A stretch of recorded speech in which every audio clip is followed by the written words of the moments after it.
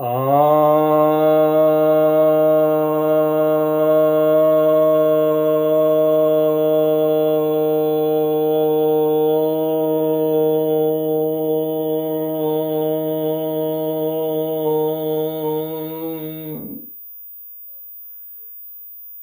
भक्तजनों को सप्रेम नमन। भक्तों, एक जिज्ञासा आई है कि श्राद्ध क्या है। इस विषय पर कुछ विचार प्रकट करने की इच्छा जताई गई है। तो श्राद्ध के विषय में मैं इतना कहूँगा कि या तो मुझे लगता है कि जितनी परंपरा है भारत की हिंदू धर्म में, उसमें सबसे विवादित परंपरा में से एक यह भी है। इसलिए इसे अच्छा से समझना जरूरी है। श्राद्ध का अर्थ क्या होता है, पहले हम अर्थ पर जाएंगे। तो शास्त्र में बताया गया है, श्रद्धा हेतुत्वेन अस्त्यस्य, अर्थात जो श्रद्धा के साथ किया जाता है, सम्मान पूर्वक, भरोसे से, विश्वास से, उसे श्रद्धा का श्राद्ध कहते हैं। अब यह श्रद्धा क्या है? श्रद्धा भी श्रत धातु से निष्पन्न हुआ है, जिसका अर्थ आस्था, भरोसा, विश्वास, शांति है। तो कहने का अर्थ है कि हम श्रद्धा के साथ जो कुछ भी करते हैं, और श्रद्धा का अर्थ क्या हो गया कि आस्था, सत्य, तथ्य के आधार पर, शांति के आधार पर हम जो कुछ भी करते हैं, जिस भरोसे विश्वास से करते हैं, वह श्राद्ध है। अब यहाँ पर एक प्रश्न यह उठ जाता है कि इसको अंत्येष्टि संस्कार से कैसे जोड़ दिया गया। असल में मरने के बाद व्यक्ति कहाँ जाता है, कहाँ नहीं जाता है, यह तो कोई प्रमाणित चीज है नहीं। तो इसलिए इस पर विश्वास करने पर बहुत जोर दिया गया कि आप भरोसा करें कि जो व्यक्ति मर जाता है, पहली बात यह बताई गई कि जो व्यक्ति मरता है वह फिर कहीं ना कहीं जीवित रहता है। दूसरी बात है कि वह जहाँ जीवित रहता है, जो मर गया वह पितृ है, जहाँ जीवित रहता है वह पितृलोक है। अब इसे इस तरह से भरोसा क्यों दिलाया गया? इसके पीछे तर्क यह है, पहली बात तो यह है कि लॉजिक से यह बात समझ में आती है कि हमारा अंत बिल्कुल नहीं हो सकता कि हमारा एकदम 100% अंत हो जाए। तो हमारे में कुछ तत्व तो है, हमारे में नहीं, सभी में, सभी वस्तुओं में, सभी चीजों में कुछ तत्व होता है जिसे वास्तव में सत्य कहा जाता है। वह कभी समाप्त नहीं होता क्योंकि वह मूल होता है, उसे मृत्यु भी नहीं मार सकती है। मृत्यु भी कई स्तर पर होती है, कई आवरण होते हैं, कई शरीर होते हैं। तो अन्नमय शरीर जो है उसकी मृत्यु तो हो जाती है, जिसे सामान्य रूप से हम लोग मृत्यु कहते हैं। परंतु जो है प्राणमय शरीर, मनोमय शरीर, ये तो रहते हैं। यानी हमारी ऊर्जा तो नष्ट नहीं होती है। प्राणमय शरीर अर्थात ऊर्जामय शरीर, तो हमारा ऊर्जा का जो सत्य है वो विद्यमान रहता है। हमारे पदार्थ का जो सत्य है वह तो ठीक है, जो जहाँ है वहाँ पर अपना पदार्थ चला जाता है, लेकिन इस पदार्थ का जो सत्य है वह विद्यमान रहता है। तो वह जो प्राणमय कोश है वह विद्यमान रहता है। और हमारी चेतना का जो स्तर है, जो हमारा चेतना शरीर है, जिसे मनोमय कोश भी कहते हैं, उसे भी कोई नुकसान नहीं होता है हमारी इस मृत्यु से। तो जाहिर सी बात है कि ये पदार्थगत मृत्यु ही हमारी मृत्यु नहीं है। हम सिर्फ पदार्थ नहीं हैं, हम प्राण भी हैं, ऊर्जामय भी हैं, हम चेतना भी हैं, हम विज्ञान भी हैं। इसका मनोमय से अगला कोश जो है विज्ञानमय कोश है। यानी यहाँ इस अस्तित्व में जो कुछ नियम हैं वे हम नियम भी हैं। यानी वह तत्व जिस नियम से कार्य करता है वह नियम भी हम हैं। और फिर इन सब चीज के पीछे जो आनंद है वह भी हम ही है। तो अलग अलग कोष हैं, इनकी मृत्यु नहीं होती है। तो और ये जो पदार्थ है उसकी भी मृत्यु वास्तव में कहाँ होती है? वह टूट फूट करके फिर जो है अपने अपने तत्वों में चला जाता है। तो उसको मृत्यु नहीं, रूपांतरण कह सकते हैं। और अन्य का तो रूपांतरण भी शायद नहीं हो पाता है, उतना हल्का फुल्का होता है, लेकिन ऐसा नहीं कि वो विखंडित हो जाए, विशृंखलित हो जाए और उसका ऐसा संबंध बिल्कुल विच्छेद जैसा हो जाए, ऐसा नहीं होता कुछ भी। तो वो कंटिन्यूएशन जारी रखता है। या तो मैंने आपको अपने शरीर के जो कोष होते हैं उसके आधार पर समझाया, इसी को शास्त्र ने फिर समझाया। ऋग्वेद में भी इसका वर्णन है और गीता में और अन्य शास्त्रों में, उपनिषद में भी है। खैर, मैं आपको यह बतलाना चाह रहा हूँ कि यहाँ से फिर जो है, लेकिन यह उनको प्राप्त हो सकता है जिनको, या तो जिन्होंने साधना कर ली है या जो तर्क से समझ रहे हैं। लेकिन जो तर्क से नहीं समझते हैं वो नहीं हो सकता है, तो वे इस सत्य से अनजान हो जाते हैं। तो वैसे लोग भरोसा करते हैं, विश्वास करते हैं, आप्त वचन पर, ऋषि वचन पर विश्वास करते हैं। तो वहां पर इसलिए श्रद्धा शब्द का प्रयोग किया गया है। अब वह है कि जब जो व्यक्ति गुजर गया तो वह कहीं ना कहीं तो रहेगा, स्पेस रहेगा ही, उसका एक आयाम रहेगा ही, तो उसको लोक कहा गया है। तो जो मृत व्यक्ति जो यहाँ से मृत है, वह व्यक्ति जहाँ रहता है उसे पितृलोक कहते हैं। उस डायमेंशन में वह रहता है। यदि कोई अलग डायमेंशन में रह रहा है तो इसका अर्थ यह नहीं है कि उससे हमारे से कोई संबंध नहीं रहे।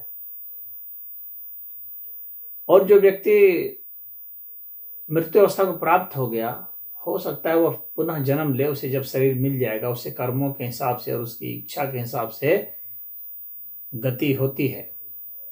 जिस तरह के उसमें आवेश होते हैं उसके अनुसार से ही उसे शरीर प्राप्त होता है, अन्यथा शरीर नहीं ले सकता वह। परंतु जब तक उसे ऐसा नहीं होता है तब तक तो वह जिस स्थान पर रहता है उसे पितृलोक कहते हैं। तो जो जहां रहता है, हम लोग यहाँ हैं चाहे कोई कहीं भी है, तो सदैव जो है कोई भी प्राणी है इस अस्तित्व में, और वो चाहे किसी लोक में है, उसकी एक और एकमात्र यात्रा है, वह है प्रभु के पास यात्रा। एकमात्र यात्रा है कि वह मोक्ष की ओर चल पड़े, वो जहां भी है, जिस हालत में भी है। तो यहां है तो यहां भी ठीक है, कुछ लोग मदद करने वाले हैं उसे उस यात्रा में। जब वह पितृलोक में चला गया तो वहां भी मदद करने वाले हैं, वहां भी उसे मदद कर रहे हैं। परंतु ऐसा नहीं है कि हम यहां से उसे मदद नहीं कर सकते, या ऐसा नहीं है कि कोई वहां से हमें यहां मदद नहीं कर रहा है या नहीं कर सकता। हमारे जो कर्म होते हैं वास्तव में अनंत कारकों की मिश्रित क्रियाओं का परिणाम होता है, कोई एक कारक नहीं होते हैं। तो हम इस गलतफहमी में न रहें कि हमने ऐसा किया। इसमें अनंत कारक मिल जाते हैं और वे सब अपनी अपनी भूमिका निभाते हैं। अनंत कारकों की अनंत ऊर्जाएं मिलती हैं इसमें, तब जाकर के कोई घटना घटित होती है। और उन सब का कैलकुलेशन हम नहीं कर सकते कि वे कितने प्रकार के हैं, असंख्य हैं। तो हमारे क्रियाकलाप से भी अन्य को भी फायदा होता है, चाहे पशु पक्षी हो या प्राणी हो। और खाली फायदा नहीं होता है, नुकसान भी होता है। तो हमारे से किसी को फायदा भी हो सकता है, किसी को नुकसान भी हो सकता है। परंतु यहाँ पर मुख्य बात यह है कि हमारा ध्येय क्या है। हमारा ध्येय किसी को फायदा पहुंचाना है तो बहुत ज़्यादा चांस है कि फायदा पहुंचेगा।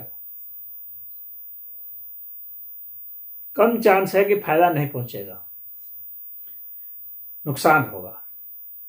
तो जो पितृलोक में हैं उन्हें हमारे यहाँ के कर्मों से फायदा पहुंच सकता है यदि हम उसका चिंतन करते हैं। कोई एक व्यक्ति जो जेल में बंद है, उसके घर वाले या अन्य उसके सहयोगी अगर उसके कल्याण के लिए सोचते हैं तो उसका कल्याण होता है। कोई व्यक्ति अस्पताल में है, बीमार है, तो कोई उसके हित मित्र जो हैं या संबंधी हैं, रिश्तेदार हैं या उसके घर वाले हैं, तो वे उसके कल्याण के लिए सोचते हैं तो उसको कल्याण पहुंचता है। उसका अर्थ यह नहीं है कि वह उससे ठीक ही हो जाता है। इसका अर्थ यह इतना है कि उसे ठीक होने वाली, स्वस्थ करने वाली ऊर्जाएं मिलती हैं। वह ऊर्जा यदि पर्याप्त होती है तो ठीक हो जाता है, पर्याप्त नहीं होती है, क्योंकि रोग की भी अपनी ऊर्जा है। दोनों प्रकार की ऊर्जा में एक द्वंद्व होता है, उससे अंत में रिजल्टेंट कुछ भी आता है, परिणाम आता है। उसी तरह से मृत्यु और जीवन के बीच में भी संघर्ष है, उसी तरह से बंधन और मोक्ष में भी संघर्ष है। तो हमारी सहायता से किसी को मुक्ति मिल जाए कोई जरूरी नहीं है, क्योंकि हम स्वयं भी मुक्त नहीं हैं, परंतु हमारे में मुक्ति की कामना है, हमारे में विकसित होने की कामना है और बेहतर होने की कामना है। तो उस कामना से हम अपने सहयोगियों को, करीबियों को बेहतर बनाने की कोशिश करते हैं। वे कितना बेहतर होते हैं इसका तो आकलन हम नहीं कर सकते, परंतु यदि हमारा उद्देश्य उनको बेहतर करना है तो कुछ न कुछ बेहतरी उनमें अवश्य ही होती है। तो ये श्रद्धा से यदि हम कोई कर्म कर देते हैं किसी के लिए, उसके प्रेम में, उसके कल्याण के लिए करते हैं, तो ऐसा कर्म श्राद्ध कहलाता है। और यह चाहे किसी के लिए भी हो, कोई जरूरी नहीं है कि यह सिर्फ मरे हुए लोगों के लिए ही हो श्राद्ध। कुछ लोग ऐसा ही सोचते हैं कि श्राद्ध मतलब कि मरे हुए लोगों के लिए ही, लेकिन ऐसा नहीं है। जो मिताक्षरा में है या अन्य जगह भी जो इसका वो है वर्णन है, तो इसकी परिभाषा है, उसमें ऐसा नहीं है कि मरा हुआ आदमी होगा उसी के लिए कोई कुछ करेगा तो ही श्राद्ध कहलाएगा। श्रद्धा से किया गया किसी के लिए भी जो कार्य है वह श्राद्ध कहलाता है। वह मरा भी हो सकता है, जीवित भी हो सकता है। जिसे हम मरा समझते हैं वह भी किसी न किसी अर्थ में जीवित है कहीं ना कहीं। तो उन सबके लिए किया गया जो कार्य है वह श्राद्ध कहलाता है। और हम यहाँ जो भी कल्याण के लिए करते हैं, कोई वस्तु या कोई उनके लिए साधना कर दें या उनके लिए कुछ भी कर दें उनके निमित्त, तो उन्हें उसका फल मिलता ही मिलता है। वे भी वहां कुछ करेंगे तो उसका फल हमें यहां भी मिलता है। तो ये टू वे प्रोसेस है, इधर से भी उधर से भी।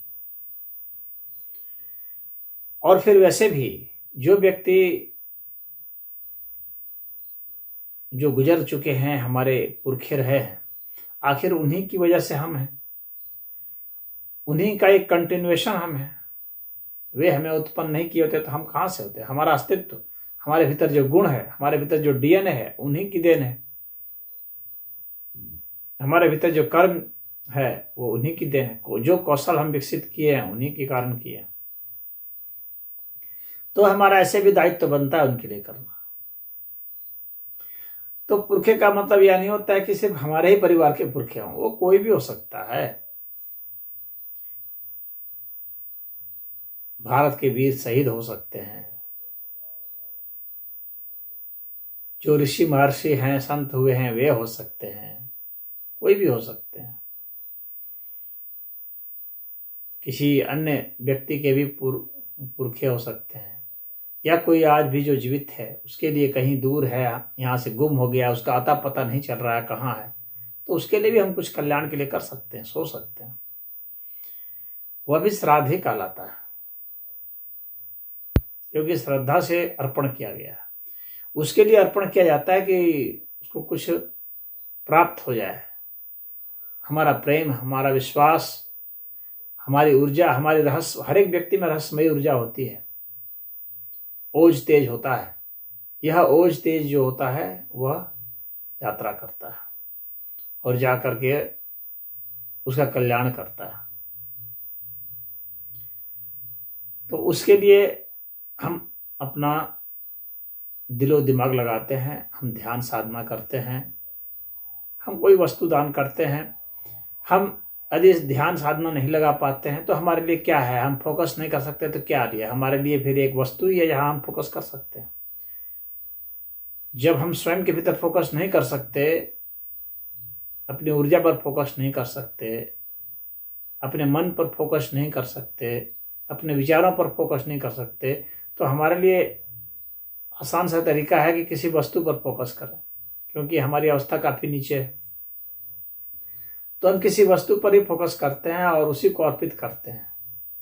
इससे हमारा दिमाग उसमें लगा रहता है, इससे हमारी ऊर्जा का प्रवाह स्वतः ही होता रहता है उसके जरिए। ऐसा नहीं है कि हमने यहाँ पर चावल दिया तो उसे वहां चावल मिल गया, ऐसा नहीं होता। कि हमने यहां से तिल दिया तो उसे वहां तिल मिल गया,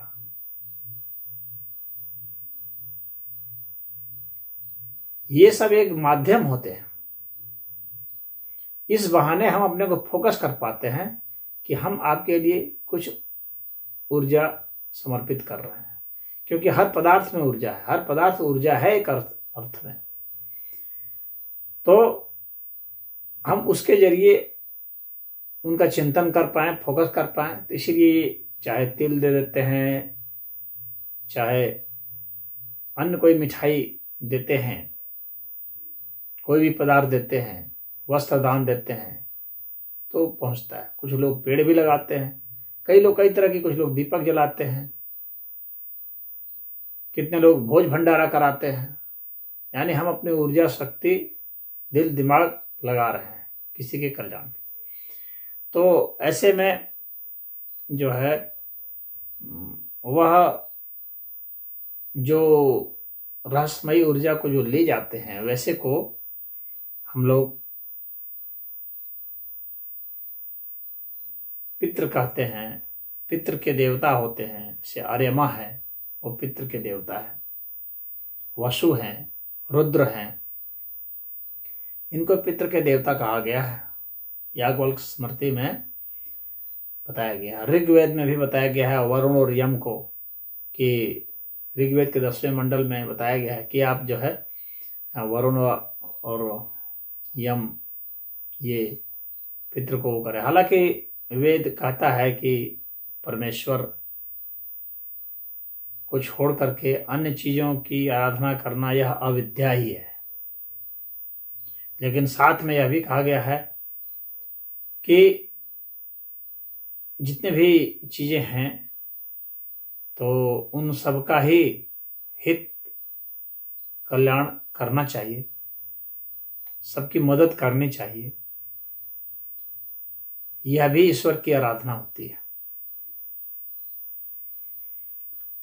तो हम जो कुछ भी निष्ठा से करते हैं वो सब होता है। और यह जो श्राद्ध का समय निर्धारित किया जाता है, भाद्रपद की अमावस्या से लेकर के वो आश्विन की, भाद्रपद की पूर्णिमा से लेकर के आश्विन की अमावस्या तक जो होता है ये पितृपक्ष कहलाता है। इस पितृपक्ष में हम लोग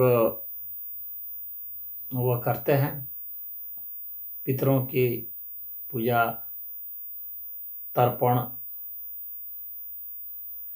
मतलब तृप्त करना। तो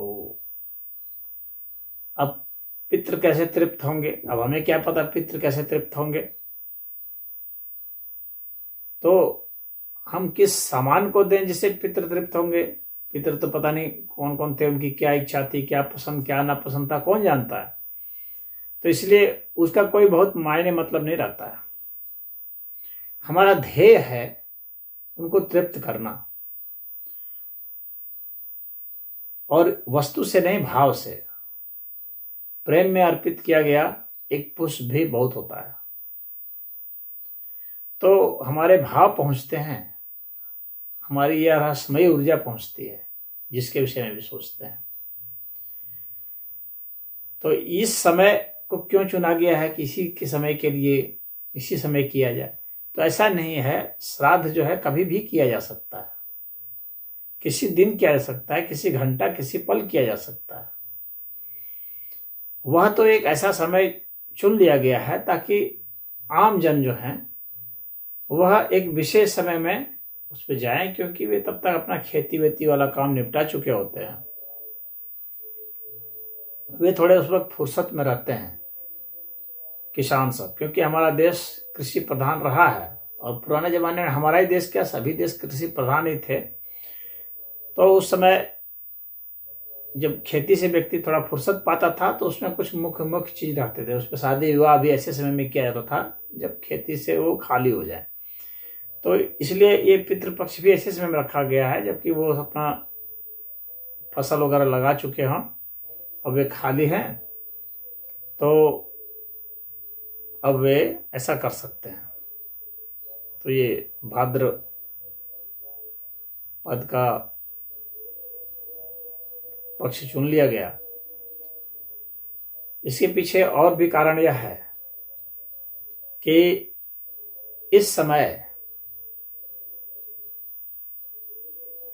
पृथ्वी शांत हो चुकी होती है, भारत में कम से कम। तो यहाँ पर व्यक्ति निश्चिंत हो चुका होता है, शांत हो चुका होता है, वर्षा पर्याप्त हो चुकी होती है जिसके कारण चारों ओर हरियाली छा चुकी होती है, तरोताजा हो चुका होता है, मन व्यक्ति का शांत रहता है, उत्तेजना घट चुकी होती है।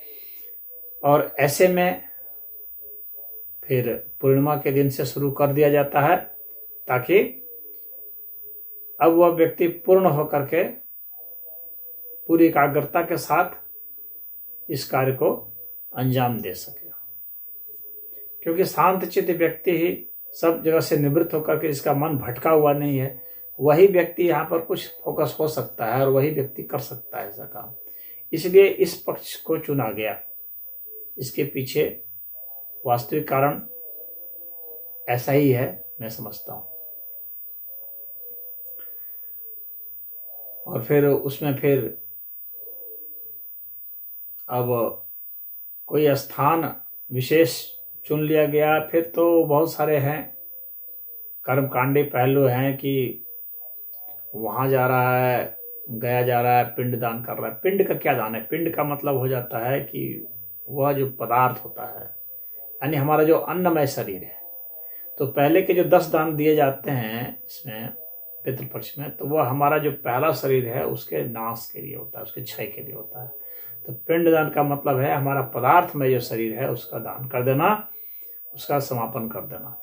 तो हम समझते हैं कि जो पहला शरीर जो है, जो मृत हो चुका है व्यक्ति, उसका पहला शरीर यानी अन्नमय शरीर समाप्त हो चुका है। इसके बाद फिर और जो है 6 और दान और होते हैं। तो इस दान के बाद फिर उसके भीतर जो मोह ममता, ये सब जो भाव रूपी जो शरीर है, भाव शरीर हमारा होता है, उसका फिर दान बहुत जरूरी होता है। क्योंकि जब तक वह बंधन में रहता है, पितृ से हमारा बंधन रहता है, तब तक वास्तव में उससे कल्याण नहीं होता। हालांकि यह कहा जाता है कि यमराज जो है उस दिन जो है उनको रियायत दे देते हैं कि जा करके अपने स्वजन से तुम मिल सकते हो। मृत्यु ऊर्जा उनको एक दिन के लिए ढील दे देती है कि तुम जा करके मिल सकते हो। तो वहाँ पितृ सब आ जाते हैं और यहाँ स्वजन उनके लिए जो कुछ भी देते हैं, तो उनके साथ वे मिल सकते हैं, उनके यहाँ उनके साथ आ सकते हैं, रह सकते हैं। परंतु उन्हें वह तो किसी को दिखता है नहीं, तो वो रहते हैं कि नहीं रहते यह क्या पता। कुछ लोगों के लिए तो ये कहानियां होंगी, लेकिन जो भी व्यक्ति गुजर चुका होता है और अभी जन्म नहीं लिया होता है, आखिर सूक्ष्म शरीर के रूप में वह विद्यमान रहता है और उसका दाह संस्कार कर दिया जाता है तो उसकी मोह ममता नष्ट हो चुकी होती है, ऐसा माना जाता है। लेकिन कोई जरूरी नहीं है कि मोह ममता नष्ट ही हो जाए, क्योंकि मोह ममता का सिर्फ हमारे शरीर से लेना देना बहुत नहीं होता है, उसका भाव से ज़्यादा लेना देना होता है। भाव जो है वही शरीर को वही शरीर के प्रति आसक्त होता है। तो जो दाह संस्कार किए जाते हैं उसका ध्येय ऐसा तो होता है, परंतु वह सफल पूरा नहीं होता है। या ठीक है, उसका वह शरीर विद्यमान नहीं रहा, वह भौतिक शरीर वो नष्ट हो गया, तो वो उसमें आने की कोई चांस नहीं है, क्योंकि भौतिक शरीर ही नहीं रहा, परंतु उसका भाव विद्यमान है, तो भाव से वो समीप आ जाता है। इसके कारण ऐसा हो सकता है कि किसी व्यक्ति को भावावेश हो जाए और उसे अपने उस पितृ का दर्शन भी हो जाए। तो कोई जरूरी नहीं है कि उसी समय होगा, किसी अन्य समय भी हो सकता है, लेकिन हो सकता है दर्शन। कुछ लोगों का दावा है, कुछ लोगों का कहना भी है कि होता है, ऐसा हुआ है किन्हीं किन्हीं लोगों के साथ। तो वह भाव शरीर अभी बंधन में ही है, इसीलिए तो वह पितृलोक में है। फिर और आगे जाएगा देवलोक में जाएगा, और आगे जाएगा तो ब्रह्मलोक में जाएगा, और आगे जाएगा तो सत्यलोक में जाएगा, और आगे जाएगा तो वैकुंठ लोक में जाएगा। इस तरीके से जैसे जैसे हम भाव से मुक्त होते जाते हैं, हमारी अवस्था वैसे से वैसे और होती जाती है ऊंची। तो हम यह कामना करते हैं कि वे मुक्त हो जाएं, लेकिन हम यह क्या खुद के लिए भी कामना करते हैं? यदि हम यह खुद के लिए भी कामना करते हैं तभी यह फलदायी होगा। जब हम स्वयं भी मुक्त नहीं होना चाहते और सिर्फ सोचते हैं दूसरे मुक्त हो जाएं, तो ऐसा नहीं है, वह सफल नहीं होता है।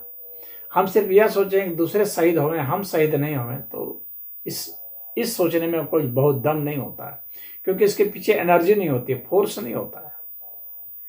जब हम स्वयं भी वह सोचते हैं होने के लिए, तब उसमें फोर्स होता है, फिर उसका असर होता है।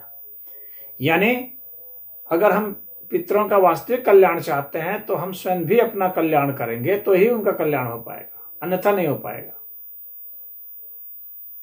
अन्यथा उसी तरह से होगा जिस तरह से ये खाना पूर्ति जैसी बातें होती है, उस तरह से हो सकता है। हम अपना कल्याण जब खुद करते हैं, तब हम उसी बात को जब दूसरे को बताते हैं, जब हम उस साधना को खुद करते हैं, तब उस साधना को हम दूसरे को बताएंगे, तो उस बात का असर होगा। हम जब स्वयं नहीं करते हैं और उसको फिर दूसरे को बताएंगे, तो उतना असर नहीं होगा। स्वयं हम उपदेश कुछ दें और हम अपना कर्म कुछ और करें, तो उसका असर नहीं होता है। तो पहली बात यह है कि अगर हम चाहते हैं हमारे पितृ जो है मुक्ति की ओर बढ़े, तो हम स्वयं भी यहाँ पर मुक्ति की ओर बढ़ें। इससे पितृ को स्वयं ही शक्ति मिलती रहती है, सिर्फ पितरों को ही नहीं, सभी को शक्ति मिलती है। हम जिसका भी स्मरण करते हैं, जिसे भी याद करते हैं, जहां हम याद करते हैं वहां हमारी ऊर्जा बहने लगती है। यदि हम अपनी उंगली को याद करेंगे तो हमारी ऊर्जा उंगली की ओर बहने लगेगी। हमें जहां दर्द होता है, वो क्यों होता है? जब हमें कहीं दर्द होता है तो आप गौर करेंगे कि हमारी ऊर्जा वहां बहने लगती है, हमारे विचार वहां पर चला जाता है। हर समय टिन टिन टिन टिन टस टस टस कर रहा है, तो हमारा विचार वहीं पर जा रहा है, हम वहाँ फोकस किए हुए हैं। जब हम फोकस करते हैं तो ऊर्जा वहाँ बहने लगती है, पदार्थ वहाँ बहने लगते हैं, और वो घाव जल्दी ठीक होता है। तो हम जहाँ फोकस करते हैं वहीं पर होता है, ऊर्जा का प्रवाह वहीं होता है। तो हम यदि फोकस करेंगे तो होगा, लेकिन फोकस करने के लिए हमारे में ऊर्जा भी तो चाहिए। तो यदि हमारे पास ऊर्जा है, हम फोकस करते हैं, तो निश्चित ही वहाँ पर बह के जाती है। तो पितृपक्ष में पितरों के लिए हम चाहें तो बहुत कुछ कर सकते हैं, गरीबों को खिला सकते हैं, कंबल बांट सकते हैं। जब तक वे जीवित थे हमने कुछ किया नहीं उनके लिए, अब मरने के बाद हम सोच रहे हैं कुछ करने का, तो खैर चलो, कभी भी सोच लिया तो बहुत बड़ी बात है। जीते जी सोचते तो ज़्यादा बड़ी बात होती, लेकिन हम लोग भूल के पुतला है। हम लोग को कोई चीज़ जब नहीं रह जाती है, कोई चीज़ जब क्षति हो जाती है, तभी हमें उनके अभाव का ज्ञान होता है, और तब हमें उनके महत्व का ज्ञान होता है। तो कम से कम भारत के यहाँ के हिंदू धर्म संस्कृति में इतना है कि जो गुजरे लोग हैं उनके लिए कुछ सोचा जा रहा है। अन्य संस्कृतियों में तो शायद नहीं है ऐसा, वे ऐसा नहीं सोचते कि जो गुजर गया काम खत्म हो गया, हटाओ उसको, क्या सोचना। यह एक कृतज्ञता होती है। कृतज्ञ व्यक्ति वह होता है जिसकी बदौलत हम अस्तित्व में हैं, उसके लिए भी हम सोचें। हम जैसे आने वाली पीढ़ियों के लिए सोचते हैं, उसी तरह से हम जो गुजरी हुई पीढ़ियां हैं उनके लिए भी सोचें। यह श्रेष्ठ भावना होती है। तो यह श्राद्ध उनके लिए भी है जो गुजर चुके हैं, जिनकी बदौलत हम हैं, और हमारे बदौलत जो आने वाली पीढ़ियां होंगी। ये वे सब श्रद्धा के पात्र हैं। तो जो श्रद्धा के पात्र हैं, जो हमारे पूर्वज पुरखे रहे हैं, तो उनके लिए हमें अवश्य ही कुछ ना कुछ करना चाहिए, जितना कुछ हम कर सकते हैं। बाकी तो हर एक व्यक्ति का अपना कर्म है, संस्कार है, अपने कर्म का संग्रह है। जैसा जो कर्म करेगा उसके हिसाब से उसको परिणाम मिलता है। लेकिन कोई भी जो कर्म होता है वो अकेला नहीं होता है, इसीलिए हमारे कर्म का भी परिणाम उनको मिलेगा। कोई भी व्यक्ति ऐसा नहीं हो सकता है जो अपना कर्म खुद अकेले ही कर ले। हर कर्म में असंख्य कारकों की भूमिका होती है, असंख्य व्यक्तियों की भूमिका होती है, तभी कोई कर्म हो पाता है। अकेला कभी कोई कर्म नहीं हो सकता। इस सिद्धांत के आधार पर हमारे द्वारा किया गया कर्म उनको फायदा निश्चित ही पहुंचाएगा। और हम जिसकी याद करते हैं, जिसकी पूजा करते हैं, जिसका यजन करते हैं, हम उसके जैसे हो जाते हैं। तो यदि हम उनके लिए कुछ करते हैं तो कोई जरूरी नहीं है कि हम उसी स्तर पर होंगे, लेकिन अगर हम वहीं पर अटक गए, वहीं बंध गए, तो फिर हम वैसे ही हो ही जाएंगे, फिर हम भी वही हो जाएंगे। इसीलिए भगवान कृष्ण ने गीता में भी कहा है पितरों के बारे में, यान्ति देवव्रता देवान पितॄन् यान्ति पितृव्रतः भूतानि यान्ति भूतेज्या यान्ति मध्या जिन्वपि माम। अर्थात जो देवों की पूजा करते हैं वो देव होते हैं, जो पितरों की करते हैं वे पितर हो जाते हैं। तो पितरों की पूजा सम्मान इस कीजिए सिर्फ उनके कल्याण के लिए, न कि उनसे कुछ पाने के लिए। यदि आप उनके पाने के लिए करेंगे तो आप उनके जैसे हो जाएंगे। तो यही भगवान कहते हैं कि देवों की पूजा से आप देव हो सकते हैं, पितरों की पूजा से पितर हो सकते हैं, और जो भूत प्रेत की पूजा करते हैं वो भूत प्रेत हो जाएंगे, और जो मुझे पूजा करते हैं यानी परमात्मा की आराधना करते हैं वे परमात्मा जैसे हो जाएंगे। तो पितरों की पूजा इसी अर्थ में है कि आप उनसे कुछ नहीं चाहें, आप सिर्फ उनके कल्याण के लिए कर दें बस।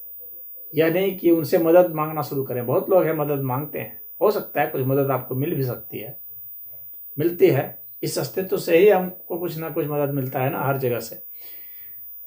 लेकिन मिलने की कामना जो है वह फिर हमें बंधन में बांध देती है, फिर उसके हमको दुष्परिणाम भी हमें भोगने पड़ते हैं। तो ब्रह्म पुराण है, मार्कंडेय पुराण है, इसमें श्राद्ध कर्म का, पितरों की महानता का, पितरों के प्रति हमारे दायित्व का, इन सब चीज का विस्तृत विवरण है। विषय काफी बड़ा है, लेकिन मैं समझता हूँ इतना आपके लिए पर्याप्त है समझने के लिए, इसके रहस्य को समझने के लिए। बाकी कर्मकांड तो पंडित सब कराते हैं। कर्मकांड का बहुत साधारण औचित्य होता है। कर्मकांड के पीछे की जो फिलॉसफी होती है वह ज़्यादा महत्वपूर्ण होती है। उसके पीछे जो रहस्यमय विज्ञान होता है वह बहुत महत्वपूर्ण होता है। तो उन विज्ञानों को जानना जरूरी है। कौन से क्रिया का संपादन करते हैं उसका गौण मतलब होता है। तो वेद में हालांकि सम्मान किया गया है, वेद में भी बताया गया है 10वें मंडल के 15वें 16वें सूक्त में इसका है वर्णन। पितृ को श्रद्धेय कहा गया है। यह भी आह्वान किया गया है कि अग्नि को ये ले जाकर के हमारे पितरों को पहुंचा दें। अग्नि अर्थात वह रहस्यमयी ऊर्जा, परमात्मा का वह रहस्यमयी ऊर्जा स्वरूप जो हमारे किसी विचारों को, भावों को, हमारी शक्ति को, ओज को, तेज को कहीं यहाँ से वहाँ वहन करता है। तो यही प्रार्थना की गई है कि हमारे पितरों को ले जाके पहुंचा दें हमारे विचार, भाव, ऊर्जा, जिससे कि उनका कल्याण हो सके। उनसे कल्याण की हम भीख नहीं मांगते। पितृ स्वयं ही अगर जहाँ हैं वे स्वयं ही अपना ज्ञान अर्जित करके स्वयं भक्ति से वहाँ से भी वो अपना कल्याण करके ब्राह्मण पद को और मोक्ष पद को प्राप्त हो सकते हैं। तो यह तो हर व्यक्ति की अपनी एक जीवन यात्रा है, उसमें बाकी लोगों का जितना सहयोग हो सकता है उसे करना चाहिए। तो यह हमारे संतुष्टि के लिए है और उनकी संतुष्टि के लिए भी है। तो इसको किसी के कल्याण के लिए कुछ भी किया जाए इस धरती पर, चाहे पशु पक्षी के लिए करें, चाहे मनुष्यों के लिए करें, चाहे वनस्पतियों के लिए करें, सब आदरणीय ही है, सब अच्छा ही है। अच्छा करने का जब मनुष्य सोच लेता है, चाहे किसी के लिए भी किया हो, तो उससे इस जगत में सुख शांति की ही वृद्धि होती है, समृद्धि की ही वृद्धि होती है। ऐसा ही मैं समझता हूँ। ओम।